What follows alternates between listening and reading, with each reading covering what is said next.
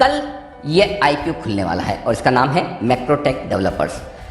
483 से 486 रुपए का प्राइस बैंड है, 30 शेयरों का लॉट है, 2,500 करोड़ का इश्यू साइज है और कुल मिलाकर इश्यू के बाद इस प्राइस पर 21,700 21,800 करोड़ की मार्केट कैप की ये कंपनी बनेगी। पहले मैं इस कंपनी के बारे में आपको थोड़ी डिटेल दे दूं, उसके बाद कंपनी के मैनेजमेंट से मैं आपको करवाऊंगा मुलाकात। सबसे पहले मैक्रोटेक डेवलपर्स क्या है जान लीजिए। 1995 में इस कंपनी की शुरुआत हुई है, तब ये जानी जाती थी लोढ़ा डेवलपर्स के नाम से। रेसिडेंशियल बिक्री के लिहाज से इस वक्त देश की सबसे बड़ी रियल एस्टेट डेवलपमेंट कंपनी है ये और अफोर्डेबल हाउसिंग, प्रीमियम हाउसिंग और लग्जरी हाउसिंग के कारोबार में है। लॉजिस्टिक और इंडस्ट्रियल पार्क बनाने का कामकाज भी इन्होंने 2019 से शुरू किया है, कमर्शियल रियल एस्टेट में भी है और 31 दिसंबर 2020 तक 91 प्रोजेक्ट्स ये कंपनी पूरी कर चुकी है और मुंबई के पास पलावा में 800 एकड़ में एक इंडस्ट्रियल पार्क बनाने की कंपनी की योजना है। आइए स्वागत करते हैं कंपनी के टॉप मैनेजमेंट का। हमारे साथ कार्यक्रम में शामिल हो रहे हैं अभिषेक लोढ़ा साहब और सुशील मोदी साहब। पहले अभिषेक लोढ़ा साहब का परिचय आपको दे दूं।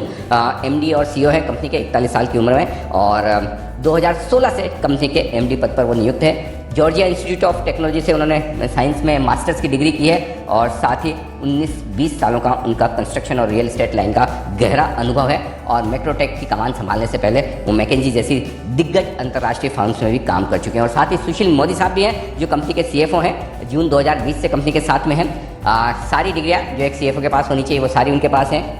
सीए है, सीएफए है, कंपनी सेक्रेटरी है, कॉस्ट एंड वर्क्स अकाउंटेंट यानी कि ICW भी है। इससे ज़्यादा कुछ हो नहीं सकता।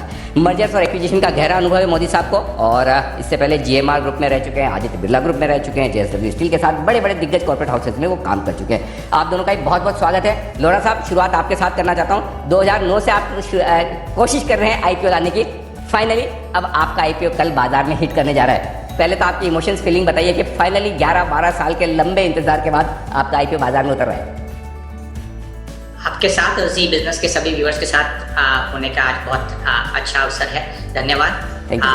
कंपनी आज भारत में कई वर्षों से सबसे बड़ी हाउसिंग रियल एस्टेट कंपनी रही है और हमने बड़ी मात्रा में अच्छे क्वालिटी के घर बनाए हैं। हमें लगता है कि अगले आने वाले वर्षों में भारत में हाउसिंग का एक बहुत बड़ा बूम आने वाला है और इस स्थिति में जब कंपनी पब्लिक जा रही है तो हम चाहते हैं कि कंपनी के ग्रोथ प्रोस्पेक्ट्स भी बढ़े और हमारे जो निवेशक हैं वो हमारे साथ इन्वेस्ट कर इस बड़ी हाउसिंग ग्रोथ स्टोरी में पार्टिसिपेट कर सकें, तो बहुत अच्छा लगता है। डॉक्टर साहब, आमतौर पर आपकी कंपनी रेजिडेंशियल प्रोजेक्ट्स के लिए जानी मानी जाती है और जहाँ तक मेरी समझ है 86-87% हिस्सा आपकी आय का रेजिडेंशियल प्रोजेक्ट से ही आता है। मैं समझना चाहता हूँ कि आपकी कंपनी की पोजीशनिंग किस तरह से, कितना अफोर्डेबल हाउसिंग में है, कितना प्रीमियम हाउसिंग में है, कितना लग्जरी हाउसिंग में है, लग्जरी अल्ट्रा लग्जरी जो आप कहते हैं, और आगे चलते हुए आपका प्लान क्या है, कहाँ फोकस रहेगा? जी, ये बहुत इंपॉर्टेंट सवाल है। हमारी कंपनी और बोर्ड का फर्म मानना है कि ग्रोथ सारी ज़्यादा से ज़्यादा अफोर्डेबल और मिड इनकम सेगमेंट में होगी। आज 56% हमारी सप्लाई और 62% हमारी सेल्स, लगभग 2/3 हमारी सेल्स अफोर्डेबल और मिड इनकम हाउसिंग से आ रही हैं और आगे चलकर ये बढ़ेगी। हमें लगता है कि भारत में अच्छे घरों की कमी है। मार्केट जो कि कोविड के पहले थोड़ा स्थिर सा था, वो उसका कारण ओवर सप्लाई था, पर वो ओवर सप्लाई अब मार्केट से चली गई है क्योंकि जो टियर 2 डेवलपर्स हैं वो अब मार्केट में बड़े मात्रा में प्रेजेंट नहीं है, लोगों का उनके ऊपर बहुत भरोसा नहीं है और इसके चलते हुए अच्छी सप्लाई डिमांड का बैलेंस है।